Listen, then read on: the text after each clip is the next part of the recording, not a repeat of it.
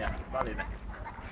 Eli kukka, joka kasvaa lumessa, tai ainakin ollaan laitettu siihen vähän lunta. Siellä on multaa alla, mutta ei sitä kukaan huomaa. Ja tässä on tosiaan tää, mitä nämä ihmiset sitten saa. Eli tämmönen siemenpussi, jossa hienosti testikappaleen, koekappaleen numero. Ja teipillä upeasti kiinni.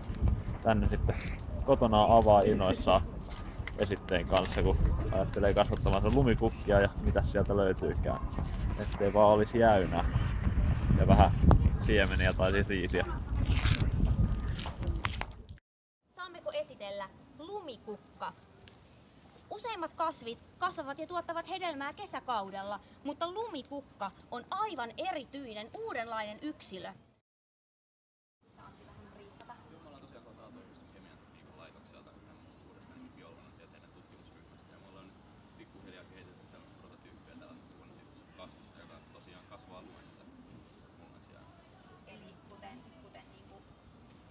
Niin tämä meidän kyseinenkin yksilö on lumeen istutettu. Eli saa ravinteet siitä lumesta, lumihan on tosi likasta, siitähän on kaikkea mössöä. Nimenomaan, jos miettii, että lumihan niin taivaallekin, taivaalta tulee maahan alun perin silleen, että se, niin ne jääkiteet, lumikiteet niin kerääntyy niiden piukkasten ympärille. Hei, kiinnostaisiko? Mikä lisäisi tosi paljon tätä mahdollisuuksia, kun ajatellaan esimerkiksi pohjoinen ja eteläinen pallonpuolisko on osittain täysin kielikyvytöntä, niin tämä antaa ihan hirveän laajoja vaihtoehtoja ja mahdollisuuksia sille, että mitä kaikkea oikeasti kasvien avulla voidaan saada aikaan. Tietenkin pitää muistaa, että tällaiset sovellukset on vielä kaukana ja ikinä ei voi tietää mihin päädytään. Me ollaan tosi luottavaisia näistä viimeaikaisista tuloksista, mitä me ollaan saatu ja sen takia meidän haluttiin tulee sitten nämä Tosi ihmisiä, mutta tämä on täydellistä sitten. Eli siinä...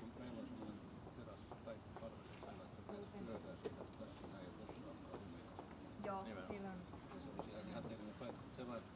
mä oon jotenkin niin tottunut siihen, että kaikkea muuta voi keksiä, mutta ei mitään sellaista, joka niin luonnollakin vastata. No. Ja tää ei niin, mä vaan sitä ihmettelen, että tästä jotenkin pystynyt muuttamaan veden niin jäähtymistä.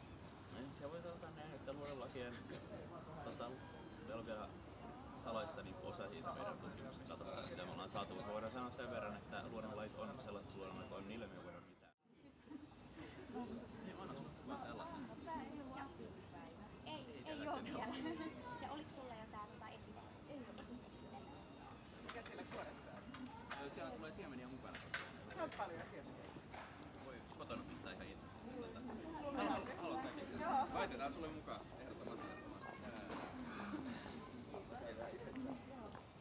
Hyvää päivän jatkoa. Hei, kiinnostaisi tulla tutustumaan. Kiitokset, hyvää jatkoa. Joo. No niin, kiitos. Joo, hei. Siellä on lisätietoa sisällä, jos kiinnostaa. Kiitoksia. Hyvää päivää. Kaunis on lumikukka ikkunalla, sen lehdet kylmästi hohtaa.